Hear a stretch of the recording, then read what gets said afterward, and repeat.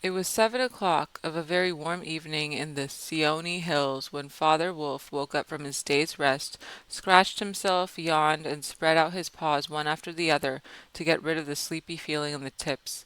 Mother Wolf lay with her big gray nose dropped across her four tumbling, squealing cubs, and the moon shone into the mouth of the cave where they all lived. "Arg," said Father Wolf. "It is time to hunt again," and he was going to spring downhill when a little shadow with a bushy tail crossed the threshold and whined, "Good luck go with you, O chief of the wolves, and good luck and strong white teeth go with the noble children, that they may never forget the hungry in this world." It was a jackal. Tabaqui, the dish licker, and the wolves of India despise Tabaqui because he runs about making mischief and telling tales and eating rags and pieces of leather from the village rubbish heaps. They are afraid of him too, because Tabaqui, more than anyone else in the jungle, is apt to go mad, and then he forgets that he was ever afraid of anyone, and runs through the forest biting everything in his way. Even the tiger hides when little Tabaqui goes mad, for madness is the most disgraceful thing that can overtake a wild creature. We call it hydrophobia, but they call it Duwani, the madness, and run. "Enter then and look," said Father Wolf stiffly, "but there is no food here." "For a wolf, no," said Tabaqui, "but for so mean a person as myself a dry bone is as a good feast. Who are we, the Gitter log, the jackal people, to pick and choose?" He scuttled to the back of the cave, where he found the bone of a buck with some meat on it, and sat cracking the end merrily. "All thanks for this good meal," he said, licking his lips. "How beautiful are the noble children! How large are their eyes! And so young, too! Indeed, indeed, I might have remembered that the children of kings are men from the beginning." Now Tabaqui knew as well as anyone that there is nothing so unlucky as to compliment children to their faces, and it pleased him to see Mother and Father Wolf look uncomfortable. Tabaqui sat still, rejoicing in the mischief that he had made, and then he said spitefully, "Shere Khan, the big one, has shifted his hunting grounds. He will hunt among these hills during the next moon, so he has told me." Shere Khan was the tiger who lived near the Waingunga River, 20 miles away. "He has no right," Father Wolf began angrily. "By the law of the jungle he has no right to change his quarters without fair warning. He will frighten every head of game within 10 miles, and I have to kill for two these days." "His mother did not call him Lungri, the lame one, for nothing," said Mother Wolf quietly. "He has been lame in one foot from his birth. That is why he has only killed one cattle. Now the villagers of the Waingunga are angry with him, and he has come here to make our villagers angry. They will scour the jungle for him when he is far away, and we and our children must run when the grass is set alight. Indeed, we are very grateful to Shere Khan." "Shall I tell him of your gratitude?" said Tabaqui. "Out!" snapped Father Wolf. "Out and hunt with thy master. Thou hast done harm enough for one night." "I go," said Tabaqui quietly. "Ye can hear Shere Khan below in the thickets. I might have saved myself the message." Father Wolf listened, and in the thick valley that ran down to a little river he heard the dry, angry, snarly, sing-song whine of a tiger who has caught nothing, and does not care if all the jungle knows it. "The fool," said Father Wolf, "to begin a night's work with that noise. Does he think that our buck are like his fat Waingunga bullocks?" "Hush! It's neither bullock nor buck that he hunts tonight," said Mother Wolf. "It is man."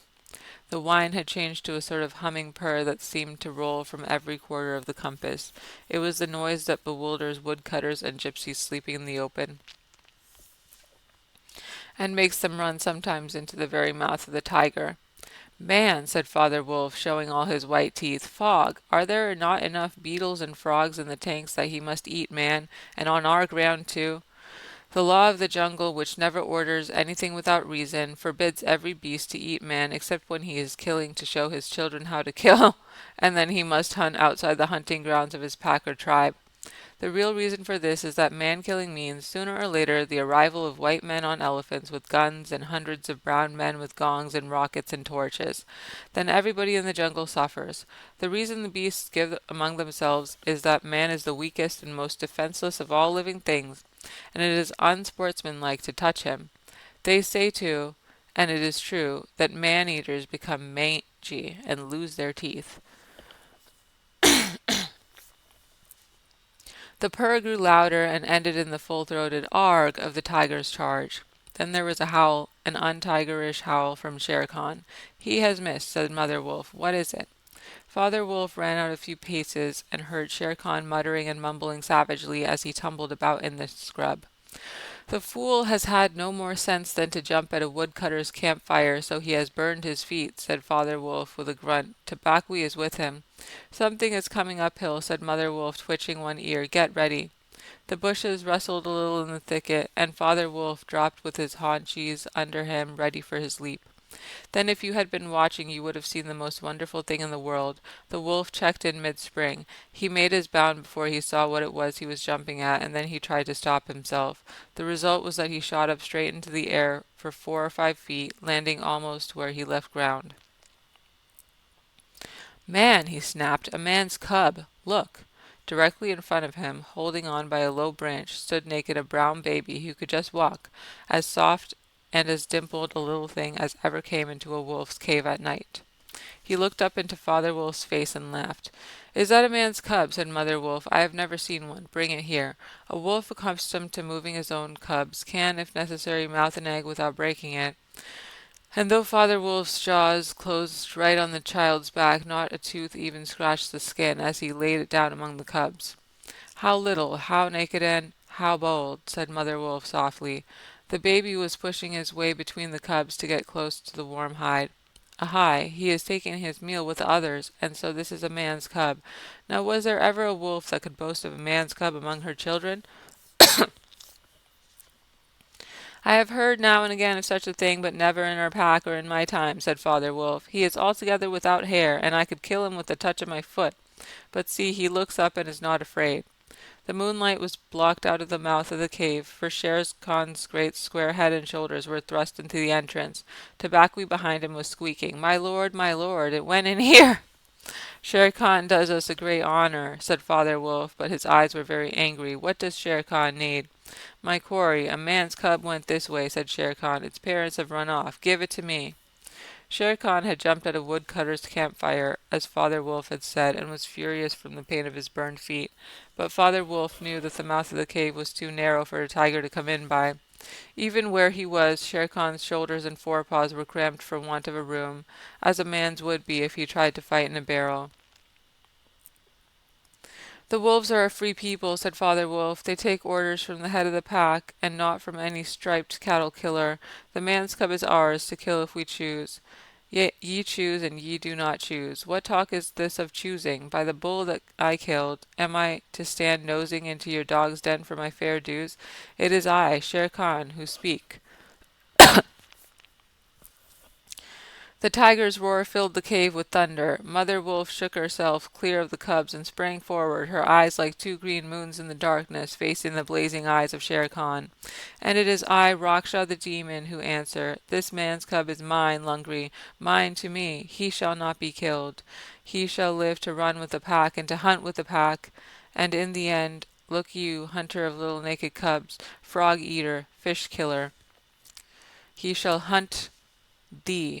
Now get hence, or by the Sambur that I killed, I eat no starved cattle. Back thou goes to kill thy mother. Oh, to thy mother, burned beast of the jungle, lamer than ever thou camest into the world. Go." Father Wolf looked on amazed. He had almost forgotten the days when he won Mother Wolf in fair fight from 5 other wolves, when she ran in the pack and was not called the demon for compliment's sake. Shere Khan might have faced Father Wolf, but he could not stand up against Mother Wolf, for he knew that where he was she had all the advantage of the ground, and would fight to the death. So he backed out of the cave mouth growling, and when he was clear he shouted, "Each dog barks in his own yard. We will see what the pack will say to this fostering of man-cubs. The cub is mine, and to my teeth he will come in the end, O bush-tailed thieves." Mother Wolf threw herself down panting among the cubs, and Father Wolf said to her gravely, "Shere Khan speaks this much truth. The cub must be shown to the pack. Wilt thou still keep him?" "Mother." "Keep him," she gasped. "He came naked by night, alone and very hungry. Yet he was not afraid. Look, he has pushed one of my babes to one side already, and that lame butcher would have killed him and would have run to the Waingunga while the villagers here hunted through all our lairs in revenge. Keep him? Assuredly I will keep him. Lie still, little frog, O thou Mowgli, for Mowgli the Frog I will call thee. The time will come when thou wilt hunt Shere Khan as he has hunted thee. But what will our pack say? Said Father Wolf. The law of the jungle lays down very clearly that any wolf may, when he marries, withdraw from the pack he belongs to, but as soon as his cubs are old enough to stand on their feet, he must bring them to the pack council, which is generally held once a month at full moon, in order that the other wolves may identify them. After that inspection, the cubs are free to run where they please, and until they have killed their first buck, no excuse is accepted if a grown wolf of the pack kills one of them. The punishment is death where the murderer can be found, and if you think for a minute you will see that this must be so. Father Wolf waited till his cubs could run a little, and then one night, on the night of the pack meeting, took them and Mowgli and Mother Wolf to the Council Rock, a hilltop covered with stones and boulders, where 100 wolves could hide. Akela, the great grey lone wolf, who led all the pack by strength and cunning, lay out at full length on his rock, and below him sat 40 or more wolves of every size and color, from badger-colored veterans who could handle a buck alone, to young black 3-year-olds who thought they could. The lone wolf had led them for a year now. He had fallen twice into a wolf trap in his youth, and once he had been beaten and left for dead, so he knew the manners and customs of men. There was very little talking at the rock. The cubs tumbled over one another in the center of the circle where their mothers and fathers sat, and now and again a senior wolf would go quietly up to a cub, look at him carefully, and return to his place on noiseless feet. Sometimes a mother would push her cub far out into the moonlight to be sure that he had not been overlooked. Akela from his rock would cry, "Ye know the law, ye know the law. Look well, O wolves." And the anxious mothers would take up the call, "Look, look well, O wolves."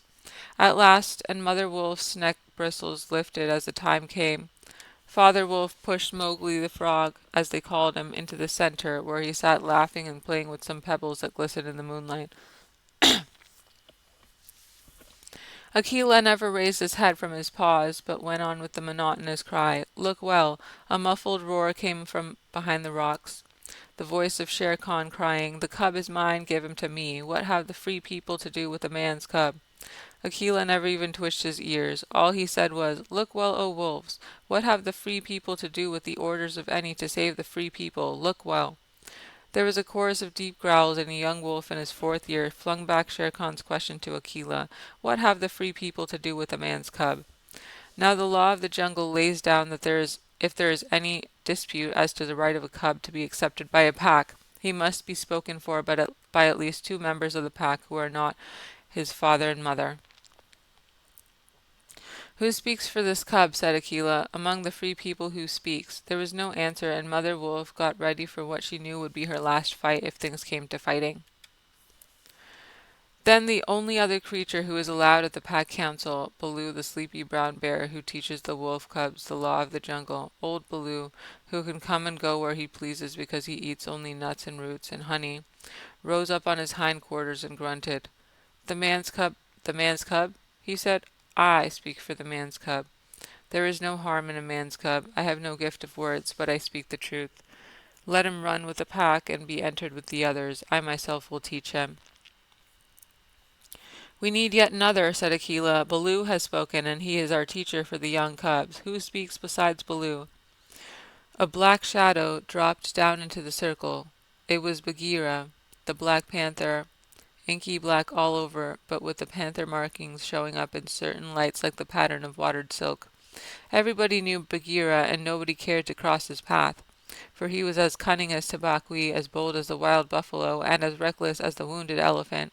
But he had a voice as soft as wild honey dripping from a tree, and a skin softer than down. "O Akela and ye, the free people," he purred, "I have no right in your assembly. But the law of the jungle states that if there is a doubt which is not killing matter in regard to a new cub, the life of that cub may be bought at a price, and the law does not say who may or may not pay that price. Am I right?" "Good, good," said the young wolves, who are always hungry. "Listen to Bagheera. The cub can be bought for a price. It is the law. Knowing that I have no right to speak here, I ask your leave." "Speak then," cried 20 voices. To kill a naked cub is shame. Besides, he may make a better sport for you when he is grown. Baloo has spoken in his behalf. Now to Baloo's word I will add one bull and a fat one, newly killed, not a half a mile from here, if ye will accept the man's cub according to the law. Is it difficult? There was a clamor of scores of voices saying, "What matter? He will die in the winter rains. He will scorch in the sun. What harm can a naked frog do us? Let him run with the pack. Where is the bull Bagheera? Let him be accepted." And then came Akela's deep bay crying, look well, O wolves." Mowgli was still playing with the pebbles, and he did not notice when the wolves came and looked at him one by one. At last they all went down the hill for the dead bull, and only Akela, Bagheera, Baloo, and Mowgli's own wolves were left. Shere Khan roared still in the night, for he was very angry that Mowgli had not been handed over to him. "Ay, roar well," said Bagheera under his whiskers, "for the time comes when this naked thing will make thee roar to another tune, or I know nothing of man." "It was well done," said Akela. "Men and their cubs are very wise. He may be a help in time." "Truly a help in time of need, for none can hope to lead the pack forever," said Bagheera. Akela said nothing. He was thinking of the time that comes to every leader of every pack, when his strength goes from him, and he gets feebler and feebler, till at last he is killed by the wolves, and a new leader comes up to be killed in his turn. "Take him away," he said to Father Wolf, "and train him as befits one of the Free People." And that is how Mowgli was entered into the Seeonee wolf pack for the price of a bull and on Baloo's good word. Now you must be content to skip 10 or 11 whole years and only guess at all the wonderful life that Mowgli led among the wolves, because if it were written out it would fill ever so many books. He grew up with the cubs, though they of course were grown wolves almost before he was a child, and Father Wolf taught him his business and the meaning of things in the jungle, till every rustle in the grass, every breath of the warm night air, every note of the owls above his head, every scratch of a bat's claws as it roosted for a while in the tree, and every splash of every little fish jumping in a pool, meant just as much to him as the work of his office means to a business man. When he was not learning, he sat out in the sun and slept and ate and went to sleep again. When he felt dirty or hot, he swam in the forest pools, and when he wanted honey, Baloo told him that honey and nuts were just as pleasant to eat as raw meat. He climbed up for it, and that Bagheera showed him how to do it. Bagheera would lie out on a branch and call, "Come along, little brother." And at first Mowgli would cling like the sloth, but afterward he would fling himself through the branches almost as boldly as the grey ape. He took his place at the Council Rock too, when the pack met, and then he discovered that if he stared hard at any wolf, the wolf would be forced to drop his eyes, and so he used to stare for fun. At other times he would pick the long thorns out of the pads of his friends, for wolves suffered terribly from thorns and burrs in their coats. He would go down the hillside into the cultivated lands by night, and look very curiously at the villagers in their huts. But he had a mistrust of men, because Bagheera showed him a square box with a drop gate so cunningly hidden in the jungle that he nearly walked into it and told him it was a trap. He loved better than anything else to go with Bagheera into the dark, warm heart of the forest, to sleep all through the drowsy day, and at night see how Bagheera did his killing. Bagheera killed right and left as he felt hungry, and so did Mowgli, with one exception. As soon as he was old enough to understand things, Bagheera told him that he must never touch cattle, because he had been brought into the pack at a price of a bull's life. "All the jungle is thine," said Bagheera, "and thou canst kill everything that thou art strong enough to kill, but for the sake of the bull that brought thee, thou must never kill or eat any cattle, young or old. That is the law of the jungle." Mowgli obeyed faithfully.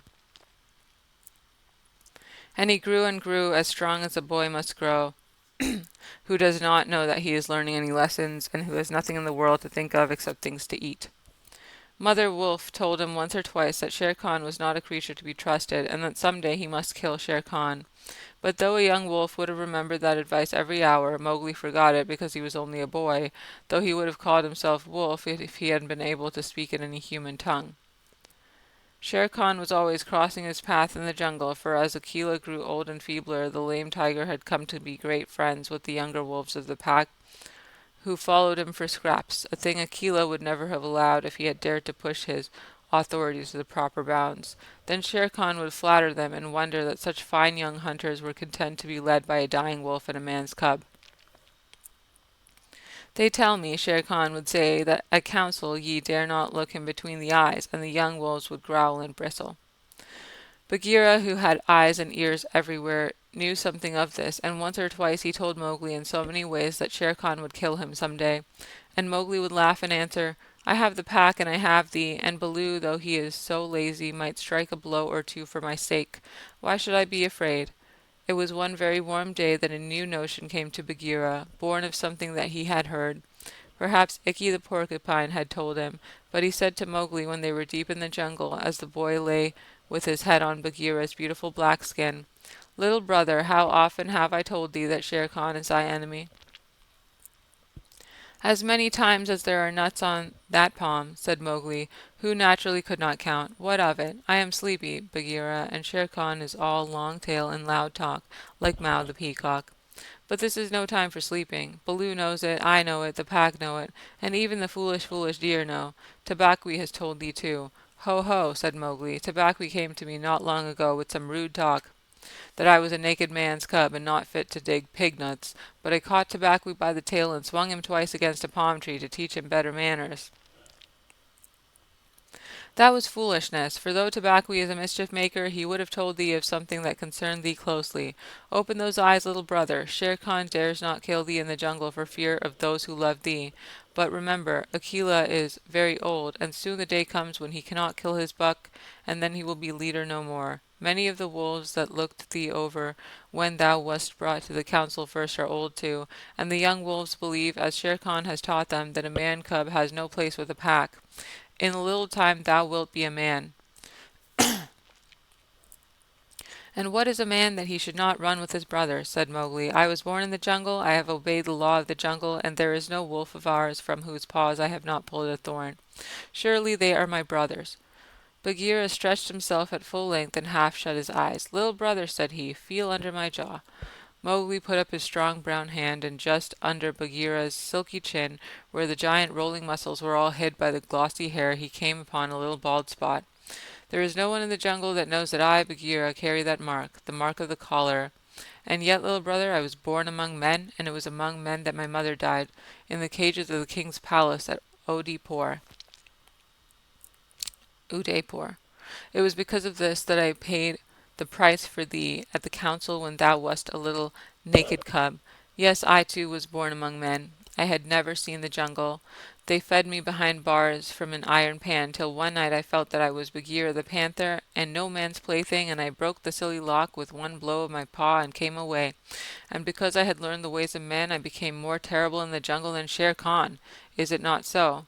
"Yes," said Mowgli. "All the jungle fear Bagheera, all except Mowgli." "Oh, thou art a man's cub," said the Black Panther very tenderly, "and even as I return to my jungle, so thou must go back to men at last, to the men who are thy brothers, if thou art not killed in the council." "But why? Why should any wish to kill me?" said Mowgli. "Look at me," said Bagheera, and Mowgli looked at him steadily between the eyes. The big panther turned his head away in half a minute. "That is why," he said, shifting his paw on the leaves. "Not even I can look thee between the eyes, and I was born among men, and I love thee, little brother.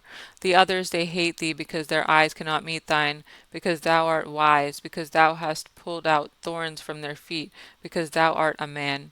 "I did not know these things," said Mowgli sullenly, and he frowned under his heavy black eyebrows. "What is the law of the jungle? Strike first and then give tongue. But thy very carelessness they know By thy very carelessness they know that thou art a man. But be wise. It is in my heart that when Akela misses his next kill, and at each hunt it costs him more to pin the buck, the pack will turn against him and against thee. They will hold a jungle council at the rock, and then I have it," said Bagheera, leaping up. "Go thou down quickly to the men's huts in the valley, and take some of the red flower which they grow there, so that when the time comes thou mayest have even a stronger friend than I or Baloo or those of the pack that love thee. Get the red flower." By red flower Bagheera meant fire. Only no creature in the jungle will call fire by its proper name. Every beast lives in deadly fear of it, and invents 100 ways of describing it.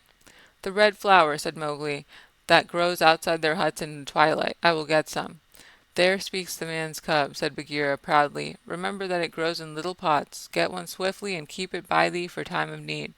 "Good," said Mowgli. "I go. But art thou sure, O my Bagheera?" And he slipped his arm round the splendid neck and looked deep into his big eyes. "Art thou sure that all this is Shere Khan's doing?" "By the broken lock that freed me, I am sure, little brother." "Then by the bull that brought me I will pay Shere Khan full tale for this, and it may be a little over," said Mowgli, and he bounded away. "That is a man. That is all a man," said Bagheera to himself, lying down again. "O Shere Khan, never was a blacker hunting than that frog hunt of thine 10 years ago." Mowgli was far and far through the forest, running hard, and his heart was hot in him. He came to the cave as the evening mist rose, and drew breath and looked down the valley. The cubs were out, but Mother Wolf at the back of the cave knew by his breathing that something was troubling her frog. "What is it, son?" she said. "Some bats chatter of Shere Khan," he called back. "I hunt among the ploughed fields tonight." And he plunged downward into the bushes, to the stream at the bottom of the valley. There he checked, for he heard the yell of the pack hunting, heard the bellow of a hunted sambar, and the snore as the buck turned at bay. Then there were wicked, bitter howls from the young wolves. "Akela, Akela, let the lone wolf show his strength. Room for the leader of our pack. Spring, Akela." The lone wolf must have sprung and missed his hold, for Mowgli heard the snap of his teeth, and then a yelp of the sambar knocked him over with his forefoot. He did not wait for anything more, but dashed on, and the yells grew fainter behind him as he ran into the croplands where the villagers lived. "Bagheera spoke truth," he panted, as he nestled down in some cattle fodden by the window of a hut. "Tomorrow is one day for Akela and for me." Then he pressed his face close to the window and watched the fire on the hearth. He saw the husbandman's wife get up and feed it in the night with black lumps, and when the morning came and the mists were all white and cold, he saw the man's child pick up a wicker pot plastered inside with earth, fill it with lumps of red-hot charcoal, put it under his blanket, and go out to tend the cows in the byre. "Is that all?" said Mowgli. "If a cub can do it, there is nothing to fear." So he strode around the corner and met the boy, took the pot from his hand, and disappeared into the mist, while the boy howled with fear. "They are very like me," said Mowgli, blowing into the pot, as he had seen the woman do. "This thing will die if I do not give it things to eat." And he dropped twigs and dried bark on the red stuff. Halfway up the hill he met Bagheera with the morning dew shining like moonstones on his coat. "Akela has missed," said the panther. "They would have killed him last night, but they needed thee also. They were looking for thee on the hill." "I was among the ploughed lands. I am ready. Look!" Mowgli held up the fire pot. "Good! Now I have seen men thrust a dry branch into that stuff, and presently the red flower blossomed at the end of it. Art thou not afraid?" "No. Why should I fear? I remember now, if it is not a dream, how before I was a wolf I lay beside the red fire, and it was warm and pleasant." All that day Mowgli sat in the cave tending to his fire pot and dipping dry branches into it to see how they looked. He found a branch that satisfied him, and in the evening when Tabaqui came to the cave and told him, rudely enough, that he was wanted at the Council Rock, he laughed till Tabaqui ran away. Then Mowgli went to the council, still laughing. Akela the lone wolf lay by the side of his rock, as a sign that the leadership of the pack was open, and Shere Khan with his following of scrap-fed wolves walked to and fro openly, being flattered. Bagheera lay close to Mowgli, and the fire-pot was still between Mowgli's knees. When they were all gathered together, Shere Khan began to speak, a thing he would never have dared to do when Akela was in his prime. "He has no right," whispered Bagheera. "Say so. He is a dog's son. He will be frightened." Mowgli sprang to his feet. "Free People," he cried. "Does Shere Khan lead the pack? What has a tiger to do with our leadership?" Seeing that the leadership is yet open and being asked to speak, Shere Khan began. "By whom," said Mowgli, "are we all jackals to fawn on this cattle butcher? The leadership of the pack is with the pack alone." There were yells of "Silence, thou man's cub! Let him speak. He has kept our law." And at last the seniors of the pack thundered, "Let the dead wolf speak." When a leader of the pack has missed his kill, he is called the dead wolf as long as he lives, which is not long, as a rule. Akela raised his old head wearily. Free people, and ye too, jackals of Shere Khan, for 12 seasons I have led ye to and from the kill, and in all that time not one has been trapped or maimed. Now I have missed my kill. Ye know how that plot was made. Ye know how ye brought me up to an untried buck to make my weakness known. It was cleverly done. Your right is to kill me here on the Council Rock now. Therefore I ask, who comes to make an end of the lone wolf? For it is my right by the law of the jungle that ye come one by one. There was a long hush, for no single wolf cared to fight Akela to the death. Then Shere Khan roared, "Bah! What have we to do with this toothless fool? He is doomed to die. It is the man's cub who has lived too long. Free people, he was my meat from the first. Give him to me. I am weary of this man-wolf folly. He has troubled the jungle for 10 seasons. Give me the man's cub, or I will hunt here always, and not give you one bone. He is a man's child, and from the marrow of my bones I hate him." Then more than half the pack yelled, "A man, a man! What has a man to do with us? Let him go to his own place." "And turn all the people of the villages against us?" snarled Shere Khan. "No, give him to me. He is a man, and none of us can look him between the eyes." Akela lifted his head again and said, "He has eaten our food, he has slept with us, he has driven game for us, he has broken no word of the law of the jungle. Also I paid for him with a bull when he was accepted. The worth of a bull is little, but Bagheera's honor is something that he will perhaps fight for," said Bagheera in his gentlest voice. "A bull paid 10 years ago," the pack snarled. "What do we care for bones 10 years old?" "Or for a pledge," said Bagheera, his white teeth bared under his lip. "Well, are ye called the Free People? No man's cub can run with the people of the jungle," roared Shere Khan. "Give him to me." "He is our brother in all but blood," Akela went on, "and ye would kill him here. In truth I have lived too long. Some of ye are eaters of cattle, and of others I have heard that, under Shere Khan's teaching, ye go by dark night and snatch children from the village's doorstep. Therefore I know ye to be cowards, and it is to cowards I speak. It is certain that I must die, and my life is of no worth, or I would offer that in the man-cub's place. But for the sake of the honour of the pack, a little matter, that by being without a leader ye have forgotten, I promise that if you let the man-cub go to his own place, I will not, when my time comes to die, bare one tooth against ye. I will die without fighting. That will at least save the pack 3 lives. More I cannot do, but if ye will, I can save ye the shame that comes of killing a brother against whom there is no fault. A brother spoken for and brought into the pack according to the law of the jungle. "He is a man, a man, a man!" snarled the pack, and most of the wolves began to gather round Shere Khan, whose tail was beginning to switch. "Now the business is in thy hands," said Bagheera to Mowgli. "We can do no more except fight." Mowgli stood upright, the fire pot in his hands. Then he stretched out his arms and yawned into the face of the council, but he was furious with rage and sorrow, for Wolf like the wolves had never told him how they hated him. "Listen you," he cried, "there is no need for this dog's jabber.